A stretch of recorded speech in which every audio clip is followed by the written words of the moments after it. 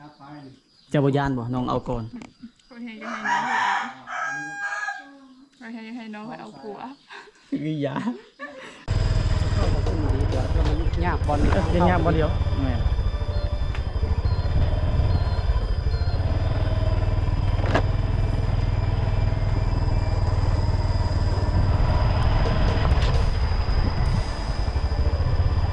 ดูเลยเนาะ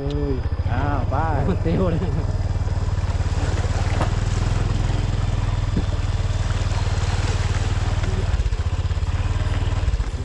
จะปีละอยู่เนาะ18 ปีจะได้กี่ปี18มีผู้บ่าวละโอ้ยโสดอีกแล้วเนาะเจอคนโสดอีกแล้วจุดยุพุ่นลากำลังเฮ็ดเวียกอยู่ล่างถ้วยบ่เอาน้ำมีเราคนไถนาซอยมีแล้วบ่มีแต่พ่อเนาะไถเอาผู้บ่าวสิหาให้เอาอยู่บ่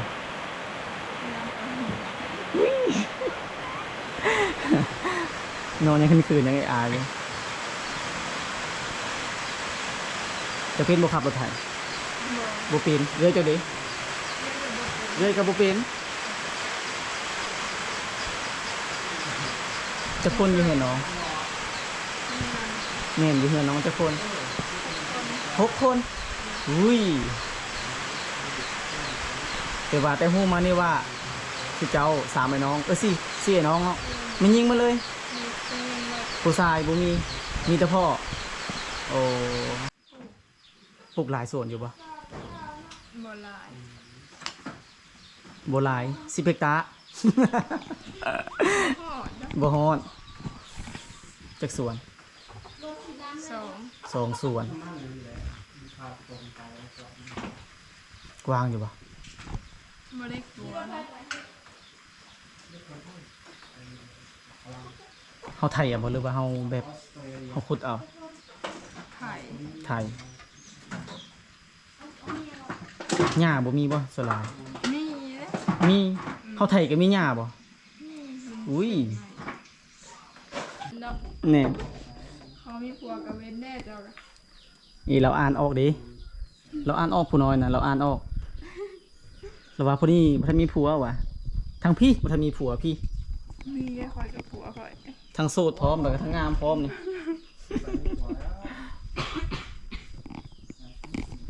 อาจจะปีก็ลืมแล้วบ่ละน้องสาว18ผู้ลาจากปีผู้ลาแท้ประมาณ13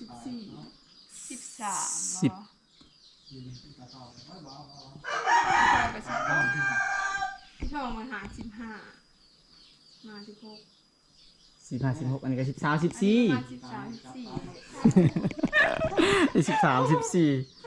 โอ้โหดอก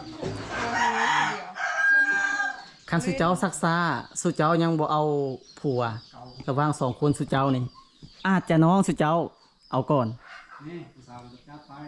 จะบ่ย่านบ่น้องเอาก่อนก็ให้น้องไปเอาผัว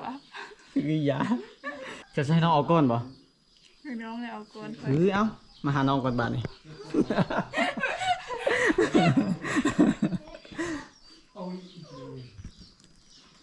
เจ้าได้ให้เอาก่อนบ่น้องเอาก่อน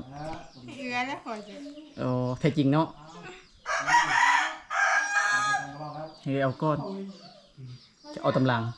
หน้าที่มันต้องเอาก่อนอันนี้ลายังโยนให้น้องเอาก่อนบางคนกับน้องเอาก่อนก็มีบ่อยู่บ้านเจ้าส่วนหลายก็มีแต่น้องเลยผัวก่อนนะโอ้อยู่บ้านเจ้านี่ได้มีบ่ผู้อยู่บ้านเจ้าน้องเอาก่อนบางคนก็น้องเอาก่อนมี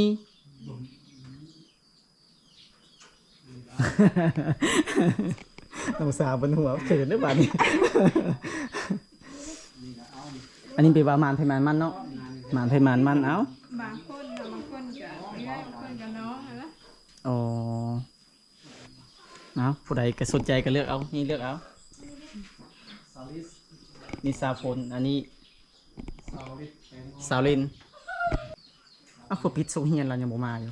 บ่ได้มาอยู่กันคนเลย อยู่นี่พี่น้องบ่ อยู่น้ำนาสาว อ๋ออยู่นาสาว อยู่พุ่นแร่ดำนาเลยค่ะ อยู่นี่ก็ยังสามสาวกันหลายคนเติบแล้วเด้สามสาวจากนั้นสิมีผู้บ่าวเขามาดำนาซอยอีกนี่ ยังบ่มีไฟมาแล้ว คันมีแบบ14เพิ่นมาดำนาซอยเด้ให้ดำอยู่บ่ ให้ด ให้อยาหักคอกาเนาะ ำดำช่วยหน้าตาย ดำพร้อมแล้วก็หักคอกาพร้อม เขาน่าจะดำเป็นอยู่ที่ ก็อาจจะเป็นอยู่ พอเจ้าจะยังดำเป็น บ่เป็นแต่คนละดำนาอยู่ทักคอกาสุเจ้า มาลองมึงแล้วบ่เป็นกัน ดำไปดำมาแล้วประมาณอาทิศนึงอาทิศปลายเบิ่งบัดเอ้าว่ะอันนี้เป็นหน้าของไอ้ตุ้ยแล้วนี่ว่ะตายหมด เจ้าว่าจะเคยดำนาอยู่ เคยกับน้ำมือนึงเคยกะ นั่นนึงก็เป็นเนาะถ้าว่าดำผู้ปีดิ อ๋อ ปี ดำ ละ ผู้ สอ ปี งเทื่อก็มีนะ กับบ่เป็นอีหลีบ่เคยด เนาะ ำแม่น คนบ่เคยดำบ่เป็น ถ้ามีโอกาสก็สิมาลองเบิ่งให้ไอ้ลองบ่ให้ไอ้ลองดำนาซอยอยู่บ่ ลองเลยคะแนนจะมาก ระโสนไอ้พร้อมเลยบ่เป็นอีหลีได้ เบิ่งเนาะน้องเพิ่นหัว เดี๋ยวเจ้าเคยดำเนี่ย บ่เคย จะว่าไปดำนี่สิ ดำเท่าเดียวนึงมือเดียวนึงดำน้ำหมู มือเดียวก็เป็นเนาะหน้าเนาะดำเป็นบ่ายนี่ดำ ดินมันนั้นได้500,000 เฮ็ดจังไดเอาลงเอาปลายลงก่อนบ่ ยังไม่ได้กินข้าว ประมาณ30 นาที อยู่บ้านในหลายคนหมดผู้สาว ประมาณ 7-8 คน 7-8 คนสุเจ้านี่4คนแล้ว4สาวแล้วก็นับบ่ ไม่ได้นับ บ่ได้นับแต่ผู้ใหญ่ นับแต่ผู้อยู่บ้าน อ๋อนับแต่ผู้อยู่บ้าน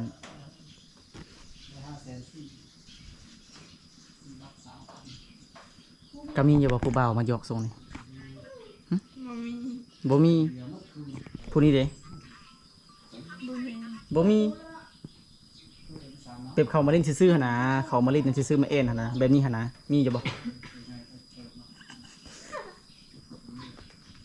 อ้าว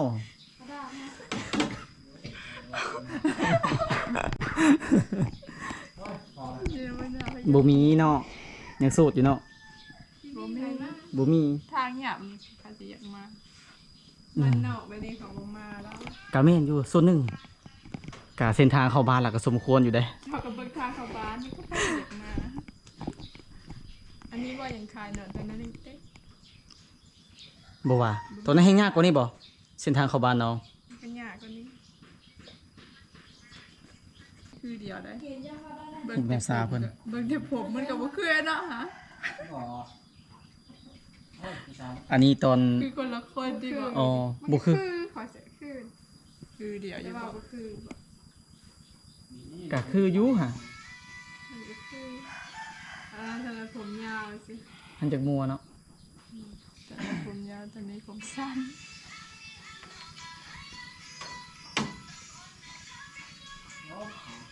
เจ้าก็ชื่ออยู่บ่แม่นบ่ฮู้เจ้าของ ให้บ่จือ ชื่อเนาะ ใส่ชุดคักเนี่ยเสือวะ ท่าอยู่ไส เป็นผู้ อ๋อไปเล่นน้ำหมู่บ่ เป็นดินเขาอยู่เฮือนดินเฮือนอีบุญเขามาเขาอยู่เฮือนอีบุญเด้ดินเขา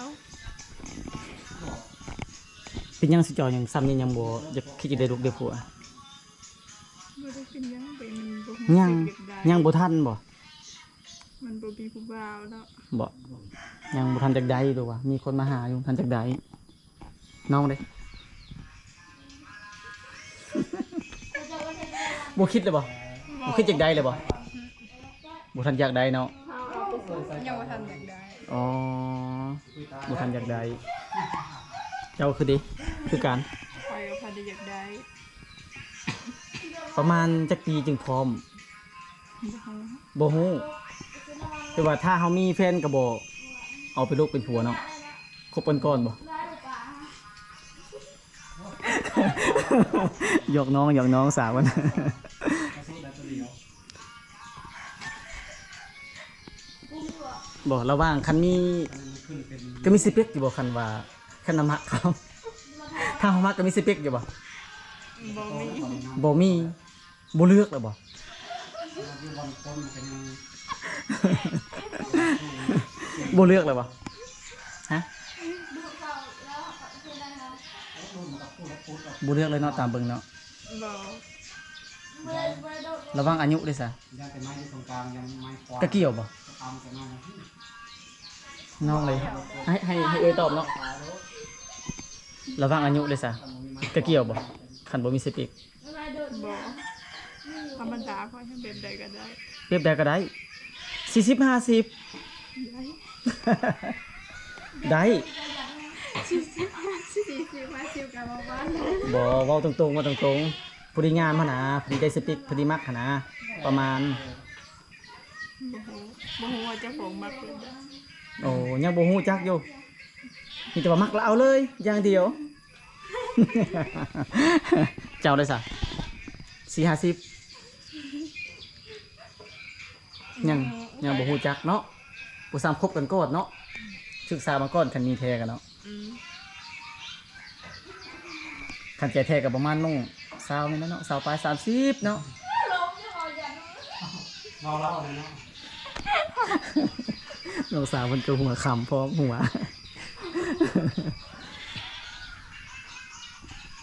บ่แท้ไอ้ว่าถามแท้ๆตรงๆประมาณจักปีคันในใจแท้น้อง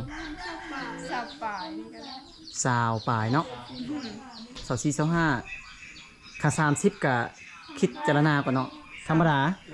ได้เดียว อ๋อต้องถามละเอียดซื่อๆถามเพื่อความบันเทิงแล้วก็ความในใจซื่อๆนะ บางเทื่อบางทีบัดห้วย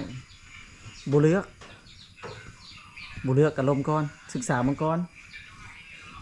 อันนี้แบบสาวปลายกาย30ขึ้นไปก็บ่ลมอีก ฮู้เนี่ยมันบ่เคยมีมันน่ะ อ๋อบ่เคยลมผู้บ่าวเนาะ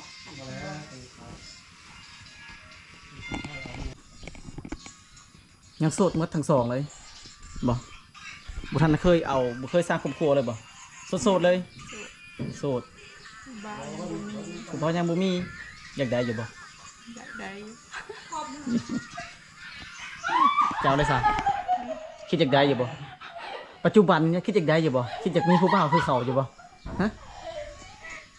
คิดอยู่บ่ ยังมีอยู่ อยากมีอยู่เนาะหันยันเขาบ่มักเนาะเ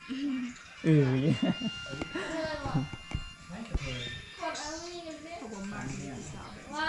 ขาบ่มักน้องสาวบ้านเนาะ วันนี้น้ำ ก็ได้ดีกับบ่ฮู้ที่เคยกับปานที่เขามี บ่ว่า แบบ บ่มี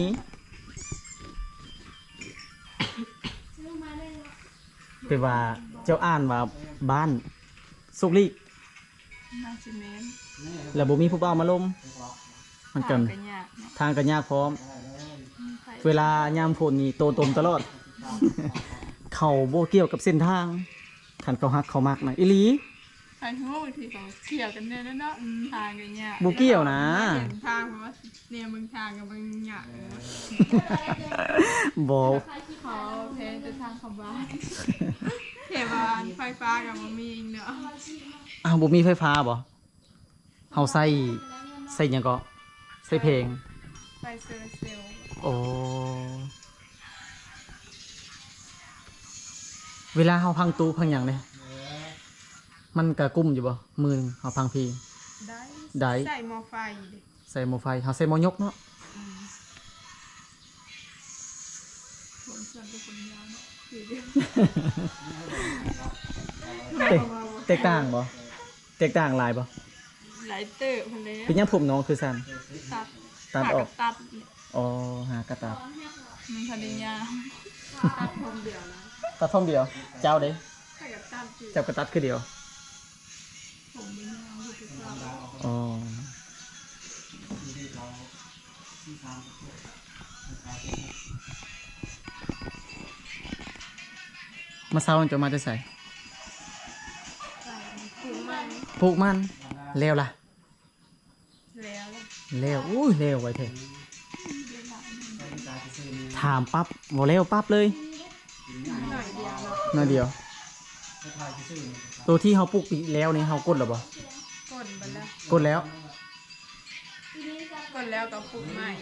โอ้เป็นแล้วเราปลูกใหม่อีกอ่ะขอบใจละลายเด้ออ่ะบ๊ายบายเด้อไปกองนะนิดนึงเอ้ย